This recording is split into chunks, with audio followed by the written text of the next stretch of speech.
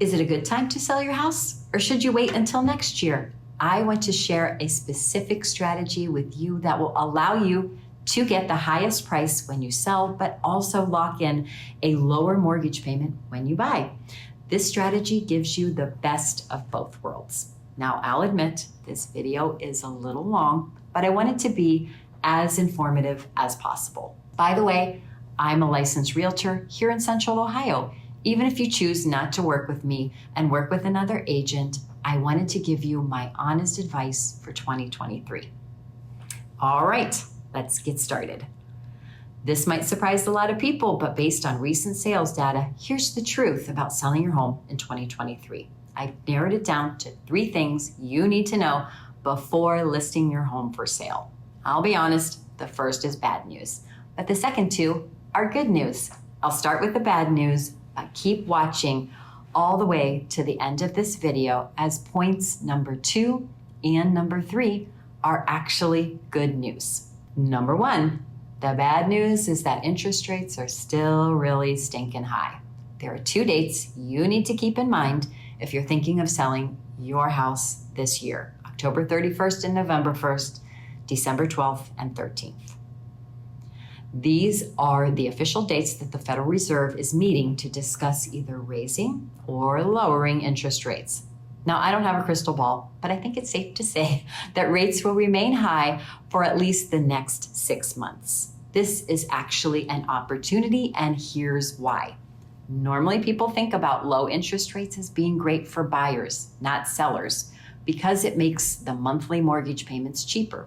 But this also affects sellers, because when buyers have access to cheaper money, they're willing to pay a higher price for your home. This, in a nutshell, is what happened in 2021. Obviously, this is a great thing for sellers too. The problem with the higher rates right now is that when rates were so low during 2021, many people refied at record low mortgage rates. In fact, almost 85% of homeowners have a mortgage rate that's far below our current rates. They're not super excited about moving if they have to give up their 3% mortgage for a 7% mortgage. Duh. This is, more than anything, what's keeping inventory really low. For buyers wanting to buy in the Columbus area right now, there's just not many homes to look at. But this is true everywhere, not just here in Ohio. The National Association of Realtors reported there were just 1.08 million homes for sale last month, compared to 1.92 million the same month in 2019. In other words, there used to be almost twice as many homes for sale as there are right now. It feels like there aren't many homes on the markets because there aren't. It's because of interest rates.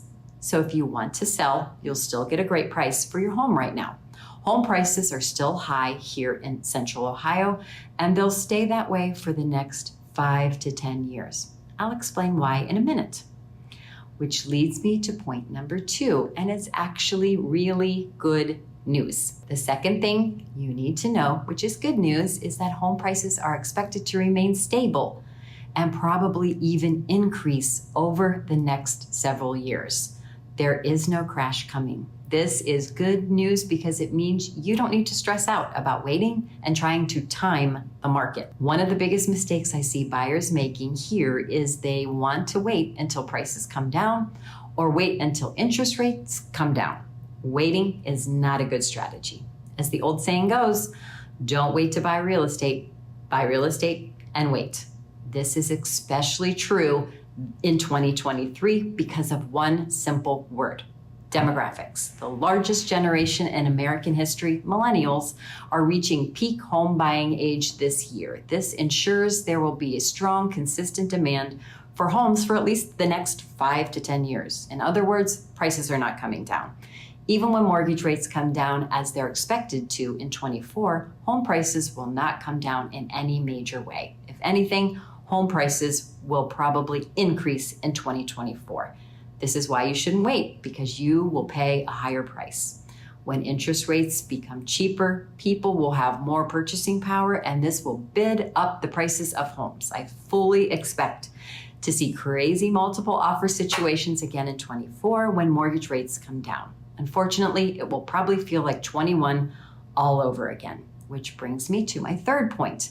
The third thing you need to know is a specific prediction for 2024. Interest rates will come down, but competition will go up. This means that it could be harder to buy a house next year than it is this year, even though the rates could be lower. This is because there will be more competition next year. We're already seeing this priced into the adjustable rate mortgage market. Usually you get a better deal in the short term on adjustable rate mortgages, but that's not really true right now. That's because even the mortgage investors know that rates are likely to be lower next year. This is why this specific strategy I'm recommending is to buy or sell your home this year. Lock in today's home price and then simply wait until next year to refi the mortgage at a lower rate. This gives you the best of both worlds. You can lock in today's home prices before they continue to increase next year. And when interest rates drop, you can refi into a lower rate. Let me know if you have any questions. My cell phone number is 614-419-7703.